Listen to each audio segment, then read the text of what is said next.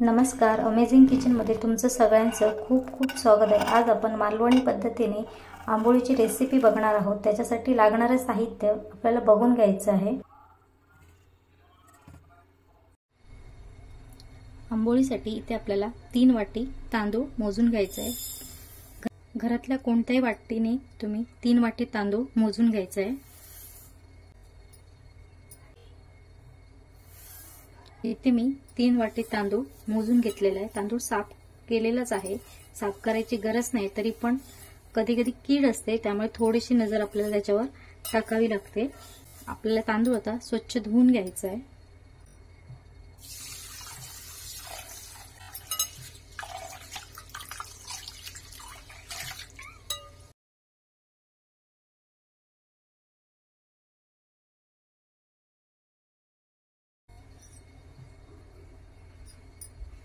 तांदूळ मी स्वच्छ धुवून घेतलेला आहे।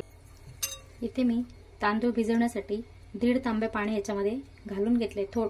तांदळाच्या वरती पाणी यायला पाहिजे, म्हणजे तांदूळ व्यवस्थित भिजला जातो। त्याला याच्यावर झाकण ठेवून 5 ते 6 तास तांदूळ भिजवून घ्यायचा आहे।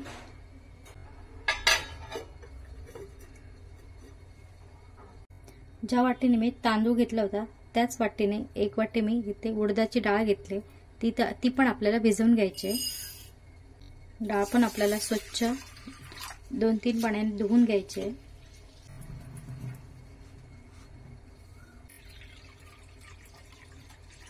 डाळ मी स्वच्छ धुवून घेतली, त्याच्यामध्ये आता मी अर्धा तांब्या पाणी घातलेलं आहे। डाळ पण आपल्याला 5 ते 6 तास भिजवून घ्यायची आहे। एका वाटीमध्ये आता आपल्याला मेथी दाणे भिजवून घ्यायचे। इथे 1 चमचा मी मेथीचे दाणे घेतलेले आहेत। 3 चमचे मी चण्याची डाळ घेतलेली आहे। डाळ पण आपल्याला स्वच्छ धुवून घ्यायची आहे। डाळ मी स्वच्छ धुवून घेतलेली आहे। याच्यामध्ये पण आता आपल्याला पाणी घालायचं आहे आणि ही पण आपल्याला आता 5 ते 6 तास अशीच भिजत ठेवायची आहे।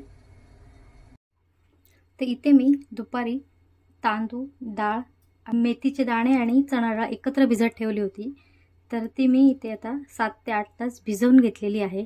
आणि 1 वाटी पोहे घेतले, ते आता आपल्याला स्वच्छ धुवून घ्यायचे आहेत। तर इथे मी पोहे धुवून घेतलेले आहेत, हे आता आपल्याला बाजूला ठेवायचं आहे। सगळ्यात अगोदर आपल्याला मिक्सरमध्ये डाळ वाटून घ्यायची आहे। 7 ते 8 तासामध्ये डाळ चांगली भिजलेली आहे। डाळीला जास्त वेळ लागत नाही भिजायला। 3 तास जरी भिजत घातली तरी डाळ लगेच भिजली जाते। त्यामुळे आता ह्याच्यातलं पाणी काढून आपल्याला ही वाटून घ्यायची आहे।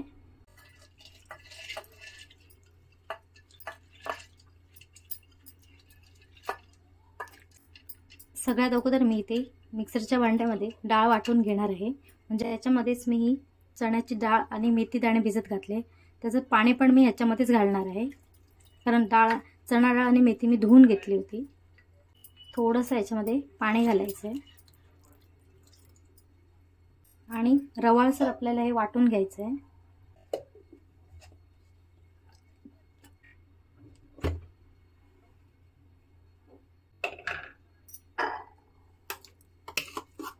इथे मी डाळ थोडीशी अशी रवाळसर वाटून घेतलेली आहे। आता आपल्याला हे एका खोलगट भांड्यामध्ये हे काढून घ्यायचं आहे। तुम्ही टोप घेतलात तरी चालेल किंवा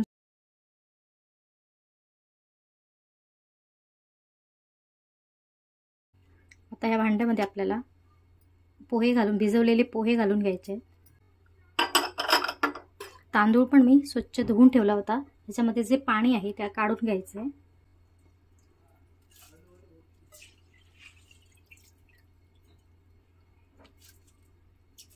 तर थोडेसे तांदूळ राहिले ते आपल्याला थोड्या वेळाने घालायचे आहेत.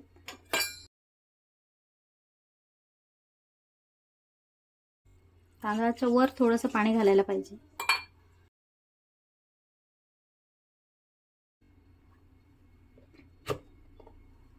ते इथे मी तांदूळ पण थोडेसे रवाळसर वाटून घेतलेले आहेत, म्हणजे डोसे खूप छान येतात.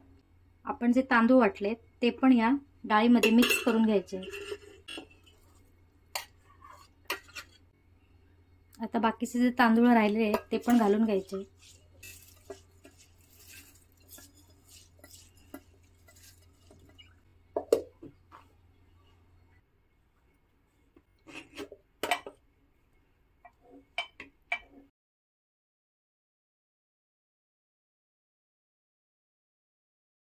ते इथे मी डाळ, तांदूळ, पोहे आणि चणा डाळ हे सगळं मिक्स करून मिक्सरला वाटून घेतलं होतं. आता याच्यामध्ये मीठ घालून घ्यायचं आहे.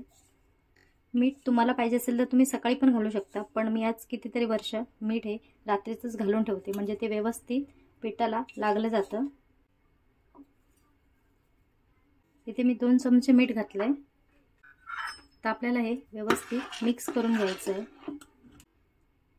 छान असं 5 मिनिटं पीठ मिक्स करून घ्यायचं, म्हणजे डोसे खूप छान होतात. त्याच्यामध्ये हवा जमा झाली पाहिजे.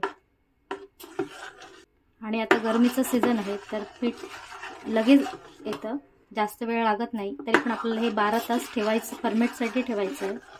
कोळसा ठेवणे ही कोकणातली खूप जुनी पद्धत आहे. पीठ येण्यासाठी आमची आजी, आई हे कोळसाचा वापर जास्त करते, म्हणजे पीठ लवकर येतं.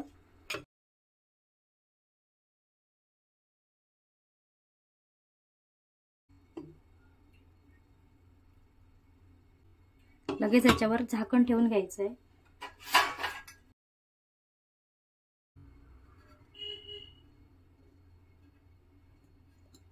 आणि आपल्याला 12 तास हे असंच ठेवायचं आहे.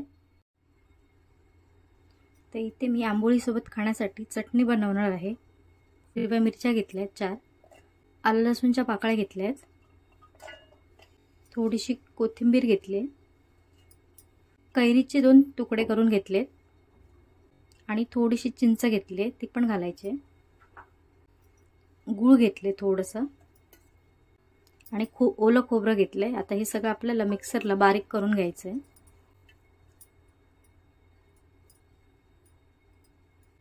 मीठ घालायचंय, थोडंसं पाणी,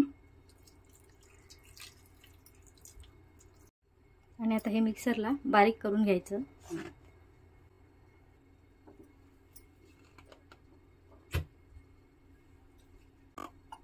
आता हे एका बाउलमध्ये काढून घ्यायचंय.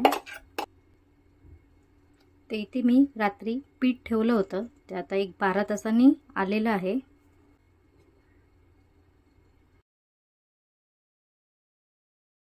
हा जो कोळसा घातलाय तो आपल्याला काढून घ्यायचा आहे. पीठ छान आपल्याला मिक्स करून घ्यायचं आहे. छान असं आलेलं आहे. आता हे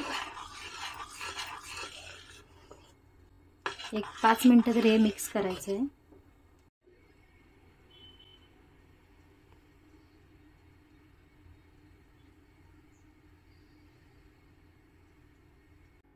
भिड्याला तेल लावून घ्यायचं. इथे मी नारळाची किशी घेतलेली आहे. तुम्ही कांदा असेल तर कांद्याने लावलात तरी चालेल. पीठ एकदा व्यवस्थित ढवळून घ्यायचं आणि त्याच्यानंतरच ते घालायचं आहे.